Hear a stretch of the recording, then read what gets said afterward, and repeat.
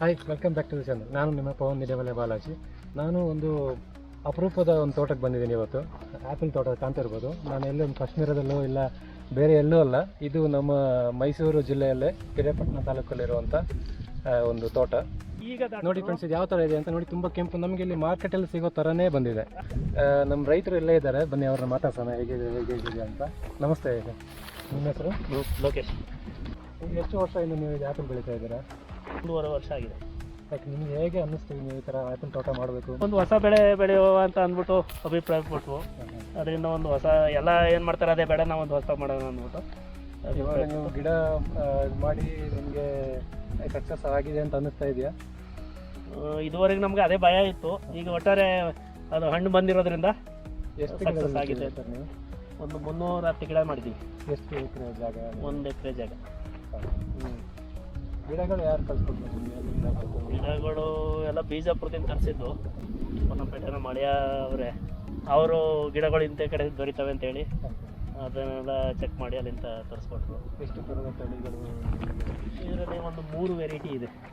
ಯಾವುದು? ಒಂದು HRM, ಒಂದು ಅಣ್ಣ ಮತ್ತು ಇನ್ನೊಂದು ಡೋರ್ ಸೆಟ್ ಅಂತ 3 ತಳಿ ಇದೆ. ಮತ್ತು ಗಿಡಗಳು ತೋರಿಸ್ಬೋದು ನೋಡಿ, ರೆಡ್ ಕಲರ್ ಇದೆಲ್ಲ HRM ಇದು. ಇದು HRM ಗಿಡ. ಇದು ನಿಮ್ದೀಗ ಮೊದಲನೇ ವರ್ಷದ? ಮೊದಲನೇ ವರ್ಷ. ನೋಡಿ, ಇದು ಅಣ್ಣ ವೆರೈಟಿ. ಇದು ಈ ಟೈಪ್ ಕಾಯಿ ಈ ಥರ ಉದ್ದ ಶೇಪಲ್ಲಿ ರೌಂಡ್ ಬರೋದು, ಇದು ಅಣ್ಣ ವೆರೈಟಿ. ಇನ್ನೊಂದು ಮೇಲ್ಗಿಡ ಅದು ಡೋರ್ ಸೆಟ್ ಅಂತ. ಅದು ಫಸ್ಟ್ ಬಂದಿಲ್ಲ, ಬರ್ತದಂತೆ, ಬಂದಿಲ್ಲ. ನಿಮ್ಮ ಊರಿನಲ್ಲಿ ರೆಸ್ಪಾನ್ಸ್ ಹೇಗಿದೆ ನೀವು ಈ ಥರ ತೋಟ ಮಾಡಿದ್ದಲ್ಲ? ಅವರಿಗೆ ಗೊತ್ತಿಲ್ಲ, ನಮ್ಮಲ್ಲಿ ಆಗುತ್ತಾ ಅಂತ ಕೇಳ್ತಾರೆ. ನಾವು ಒಟ್ಟಾರೆ ಪ್ರಯತ್ನ ಪಟ್ಟಿದ್ದೀವಿ. ಮಾರ್ಕೆಟಿಂಗ್ ಬಗ್ಗೆ ಏನಾದರೂ ಐಡಿಯಾ ಇಲ್ಲ, ಮಾರ್ಕೆಟಿನ ಮೇಲೆ ನಾವು ಫಸ್ಟ್ ಬೆಳೆ ಬೆಳೆಯೋದ್ರಲ್ಲಿ ಮುಂದಾದ್ವು. ಇನ್ನು ಬೆಳೆ ಬಂದ ಮೇಲೆ ಮಾರ್ಕೆಟಿಂಗ್ ಹುಡುಕೋಬೇಕು ಅಷ್ಟೇ. ಇವಾಗ ಇಲ್ಲೇ ಲೋಕಲಲ್ಲೇ ಕೊಟ್ಕೊಳ್ತಾ ಇದ್ದೀವಿ, ಚಿಕ್ಕದಾಗಿ. ಲೋಕಲಲ್ಲಿ ಇಲ್ಲ, ಅವರೇ ಬಂದು ಬರ್ತಾರೆ ಇಲ್ಲಿಗೆ ಬರ್ತಾರೆ, ತೋಟಕ್ಕೆ ಬರ್ತಾರೆ. ಅಡಿಕೆ ತಳಿ ಏನಿದೆ, ಇದು ಅಡಿಕೆ ನೆಟ್ಟಿರೋದು ಮಿಶ್ರ ಬೆಳೆಯಾಗಿ, ಅಂದರೆ ಮಿಶ್ರ ಬೆಳೆ. ತುಂಬ ಬಿಸಿಲಿರೋ ಜಾಗ ಇದು. ಅನ್ನ ಮತ್ತು ಡೋರ್ ಸೆಟ್ಟು, ಆಮೇಲೆ HR9 ಅಂತ ಹೇಳುವಂಥ ಥರ ಬಿಸಿಲಲ್ಲೇ ಬೆಳೆಯುವಂಥ ತಳಿ ಅಂತ ನಮ್ಮ ರೈತರು ಹೇಳ್ತಾ ಇದ್ದಾರೆ. ಬಟ್ ತುಂಬ ತುಂಬ ಅಪರೂಪದ ಬೆಳೆ ಅಂತ ಹೇಳ್ಬೋದು. ನಮ್ಮ ಇಲ್ಲಿ ಮೈಸೂರು ಡಿಸ್ಟಿಕ್ಕಲ್ಲೇ ಬೇರೆ ಎಲ್ಲೂ ಇಲ್ಲ ಅಲ್ವಾ ಸರ್?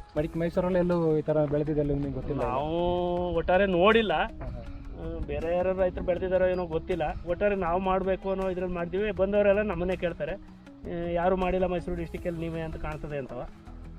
ಗೊಬ್ಬರ ಎಲ್ಲ ಯಾವ ಥರ ಮ್ಯಾನೇಜ್ ಮಾಡ್ತಾ ಇದ್ದಾರೆ ಸರ್? ನೀರು ಹೆಂಗೆ ಕೊಡ್ತಾ ಇದ್ದೀರಾ? ನೀರೆಲ್ಲ 3 ಡೇಸ್ ಒಂದು ಕೊಡ್ತೇವೆ, 3 ದಿವ್ಸಕ್ಕೆ ಒಂದು ಸರಿ ಕೊಡ್ತಾ ಇದ್ದೀವಿ. ಅದು ನಿಮಗೆ ಇನ್ಸ್ಟ್ರಕ್ಷನ್ಸ್ ಇತ್ತಾ ಈ ಥರ ಇಷ್ಟು ಟೈಮಿಗೆ ಕೊಡಬೇಕು ಅಂತ? ಇಲ್ಲ ನೀವೇ ಸ್ವಲ್ಪ ಗಿಡ ಕೊಟ್ಟವ್ರಿಂದ ಮಾಹಿತಿ ಕೇಳ್ಕೊಂಡಿದ್ವು, ಅದರ ಒಂದು ಅನುಭವದ ಮೇಲೆ ಕೊಡ್ತಾ ಇದ್ದೀವಿ. ಇನ್ನು ಗೊಬ್ಬರ ಏನಿಲ್ಲ, ನೆಡುವಾಗ ಕೊಟ್ಟಿಗೆ ಗೊಬ್ಬರ, ಬೇವಿನ ಹಿಂಡಿ ಇಂಥದ್ದು ಹಾಕಿದ್ವು. ಬೇರೆ ಏನೇನು ಬೆಳೀತಾರೆ ಸರ್ ನೀವು? ಬೇರೆ ಇನ್ನು ಮಾಮೂಲು ಕ್ರಾಪ್ ರೈತರದ್ದು ಇದೆ, ಅದರವಾಗ ಸೊಪ್ಪು, ಜೋಳ, ರಾಗಿ, ಈಗ ಬಾಳೆ ನೆಟ್ಕೊಂಡಿದ್ದೀವಿ. ಡ್ರಿಪ್ ಮುಖಾಂತರ ನೀರು ಕೊಡ್ತಾ ಇದ್ದಾರೆ. ನೋಡಿ ಹೇಗಿದೆ, ಹೇಗೆ ಮಾಡಿದ್ದಾರೆ ಅಂತ. ಇದನ್ನು ಅವರು ಈಗ ಬೇರೆ ಕಡೆ ಎಲ್ಲೂ ಟ್ರೈನಿಂಗ್ ಹೋಗೋದಾಗಲಿ ಎಲ್ಲೂ ಮಾಡಿಲ್ಲ, ಬರೀ ಯೂಟ್ಯೂಬೆಲ್ಲ ನೋಡ್ಬಿಟ್ಟು ಮಾಡಿರೋವಂಥದ್ದಂತೆ. ಅಂತೂ ತುಂಬ ಖುಷಿ ಆಗ್ತಾ ಇದೆ. ನಮ್ಮ ಇಲ್ಲಿ ಮೈಸೂರು ಜಿಲ್ಲೆಯಲ್ಲಿ ಇದು ಕುಶಾಲನಗರಕ್ಕೆ ಭಾರಿ ಹತ್ರ, ಕೊಡಗಿಗೆ ಪಕ್ಕದಲ್ಲೇ ಇದೆ. ಏನೋ ಒಂದು 25 ಕಿಲೋಮೀಟರ್ ಆಗ್ಬೋದು ಕುಶಾಲನಗರದಿಂದ ಈ ಜಾಗ. ಈ ಜಾಗ ಯಾವುದು? ಇದು ಬೆಟ್ಟದಪುರ. ಇದು ಬೋನಹಳ್ಳಿ ಊರು ಬರುತ್ತೆ. ತುಂಬ ಗಿಡಗಳು ನೆಟ್ಟಿದ್ದಾರೆ ಇಲ್ಲಿ. ಒಂದು ನಿಂಬೆ ಆಗಿರ್ಬೋದು, ಇಲ್ಲ ಸಪೋಟ ಆಗಿರ್ಬೋದು, ಆ ಥರಗಳು ಎಲ್ಲ ಮಾಡ್ತಾ ಇದ್ದಾರೆ ಇಲ್ಲಿ. ಇದು ಈಗ ಕಾಯಿಗಳು ಯಾವ ಥರ ಇದೆ ಅಂತ ನೋಡಿ. ಇಲ್ಲಿ ಸ್ಟಾರ್ಟಿಂಗ್ ಸ್ಟೇಜಲ್ಲಿ ಇದೆ, ಇನ್ನೂ ದೊಡ್ಡದಾಗಬೇಕು. ಇದಾದಮೇಲೆ ಈ ಥರ ನೋಡಿ, ಫಸ್ಟ್ ಈ ಥರ ಯೆಲ್ಲೋ ಕಲರ್ ಬಂದು ಆಮೇಲಿಂದ ಸ್ಲೋ ಆಗಿ ಈ ಥರ ರೆಡ್ ಕಲರ್ಗೆ ಟರ್ನ್ ಆಗುತ್ತೆ. ಆ ರೆಡ್ ಕಲರ್ ಟರ್ನ್ ಆಗೋ ಶೋತಿಗೆ ಅದು ತುಂಬ ಈ ಸೈಜ್ ಬಂದಿರುತ್ತೆ. ಚೆನ್ನಾಗಿ ಬಂದಿದೆ ಕಾಯಿಗಳು, ಹೇಗೆ ಕಾಣಿಸ್ತಾ ಇದೆ ನೋಡಿ. ಈಗ ನಾವು ಕಾಶ್ಮೀರದಲ್ಲಿ ನಾವು ಆ್ಯಪಲ್ ಗಿಡಗಳು ನೋಡಿದ ಥರನೇ ಈ ಥರ ಇದೆ ಇದೆಲ್ಲ. ಇದೊಂಥರ ಅಪರೂಪದ ತೋಟನೇ. ಈಗ ನಾವು ಎಲ್ಲೂ ನೋಡಿರಲ್ಲ, ನಮ್ಮ ಹತ್ರದಲ್ಲಿ ನಾವು ಎಲ್ಲೂ ನೋಡಿರಲ್ಲ. ಕೊಡಗಿನಲ್ಲೂ ಅಂತೂ ಎಲ್ಲೂ ಇಲ್ಲ. ಮೈಸೂರಲ್ಲಿ ಅದೇ ನಮ್ಮ ರೈತರು ಹೇಳೋ ಪ್ರಕಾರನೇ ಇದೆಲ್ಲೂ ಇದೇ ಫಸ್ಟ್ ಟೈಮ್ ಅಂತ ಹೇಳ್ತಾ ಇದ್ದಾರೆ. ಇಲ್ಲಿ ಇಷ್ಟೊಂದು ಚೆನ್ನಾಗಿ ಮೇರೆ ಬಂದಿದೆ.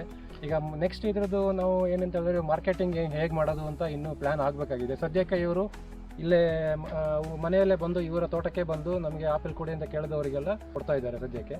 ತುಂಬ ಎಲ್ಲ ಒಂಥರ ಹೊಸದಾಗಿ ಹೊಸ ಬೆಳೆ ಟ್ರೈ ಮಾಡುವಂಥದ್ದು ಆ ಥರ ಮಾಡ್ತಾ ಇದ್ದಾರೆ. ಅಲ್ಲಿ ಆ ಕಡೆ ನೋಡ್ಬೋದು ಬಾಳೆ ತೋಟ ಒಳಗೆ ಕಾಫಿ ಗಿಡನೂ ನೆಟ್ಟಿದ್ದಾರೆ. ಇದು ತುಂಬ ಸ್ವಲ್ಪ ಈಗ ನಮ್ಮ ಕೊಡಗಿಗಿಂತನೂ ಸ್ವಲ್ಪ ಜಾಸ್ತಿ ಟೆಂಪ್ರೇಚರ್ ಜಾಸ್ತಿ ಇರುವ ಜಾಗ ಆಗಿದೆ ಇದು. ತೆಂಗು ಇದೆ ಇವ್ರ ಹತ್ರ. ಈ ಗಿಡ ನೋಡಿ ಫುಲ್ಲಾಗಿ ಹೆಂಗೆ ಕಾಣಿಸ್ತಾ ಇದೆ ಅಂತ. ಅದೇ ಇಲ್ಲಿ ನಾವು ಹೈಟಲ್ಲಿ ಪ್ರೂನ್ ಮಾಡಿದ್ರೆ ಅಲ್ಲಿಂದ ಹೊಸ ಸ್ಪ್ರೌಟ್ ಬರುತ್ತೆ ಅಲ್ವಾ ಪ್ರದೀಪ್? ಹೌದು ಸ್ಪೂನ್ ಮಾಡಬೇಕು. ಮತ್ತು ಆ ಚಳಿಗಾಲ ಸ್ಟಾರ್ಟ್ ಆಗಬೇಕಾದ್ರೆ ಕುದಿಸಿದಾಗ ಅದ್ರದ್ದು ಸ್ಪ್ರೌಟಿಂಗ್ ಆಗುತ್ತೆ. ಇವರು ಪ್ರದೀಪ್ ಅಂತ ಆ್ಯಕ್ಚುಲಿ ನನ್ನ ಕ್ಲಾಸ್ಮೇಟ್ ಅವರು. ಡಿಪ್ಲೊಮಾದಲ್ಲಿ ನಾವು ಇಬ್ಬರು ಒಟ್ಟಿಗೆ ಸ್ಟಡಿ ಮಾಡಿದ್ದು ಗೋಣಿಗೊಪ್ಪದಲ್ಲಿ. ಇವರ ಮಾವನ ತೋಟನೇ ಇದು.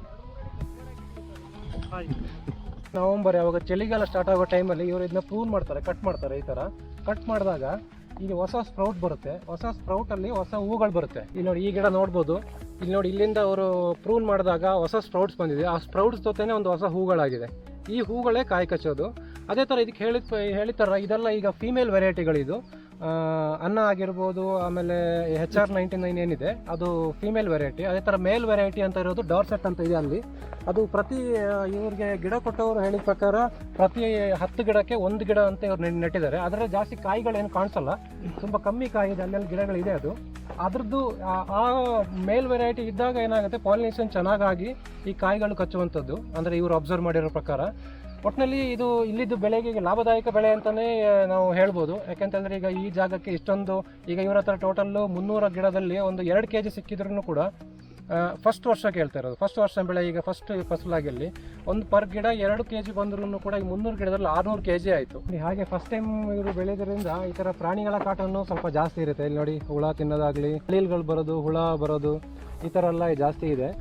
ಈ ಕಾಯಿ ನೋಡಿ ಎಷ್ಟೊಂದು ಚೆನ್ನಾಗಿ ಆ ಸೈಜ್ ಬಂದಿದೆ ನೋಡಿ. ಇದು ಆಲ್ಮೋಸ್ಟ್ ಒಂದು 250 ಗ್ರಾಮ್ಸ್ ಅಂತೂ ಇರ್ಬೋದು. ಮಿನಿಮಮ್ ಅಂತೂ 250 ಗ್ರಾಮ್ಸ್ ಬಂದೇ ಬರುತ್ತೆ ಪರ್ ಕಾಯಿಲಿ. ಈಗ ಈ ಗಿಡದಲ್ಲೇ ಲೆಕ್ಕ ಹಾಕಿದರೆ ನೋಡಿ ಇಲ್ಲಿ 1 2 3 4 5 6 7 8 9 10 11 12 13 14 ಕಾಯಿಗಳಿದೆ ಇಲ್ಲಿ. ಹಾಗೆ ತುಂಬ ಜನರು ಇಲ್ಲಿ ಅಕ್ಕಪಕ್ಕದವರಾಗಿರ್ಬೋದು, ಹೊರಗಡೆನವರು ಅಂತೂ ಇಲ್ಲಿ ಬಂದು ವಿಸಿಟ್ ಮಾಡಿ ನೋಡ್ತಾ ಇದ್ದಾರೆ. ಅವ್ರಿಗೆ ಇಂಟ್ರೆಸ್ಟಿಂಗ್ ಅನ್ನಿಸ್ತಾ ಇದೆ.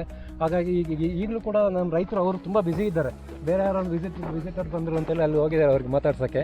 ಈ ರೀಸೆಂಟಾಗಿ ವಿಜಯವಾಣಿ ಪೇಪರ್ ಅವರು ಬಂದು ಕೂಡ ರಿಪೋರ್ಟ್ ಮಾಡ್ಕೊಂಡು ಹೋಗಿದ್ದಾರೆ.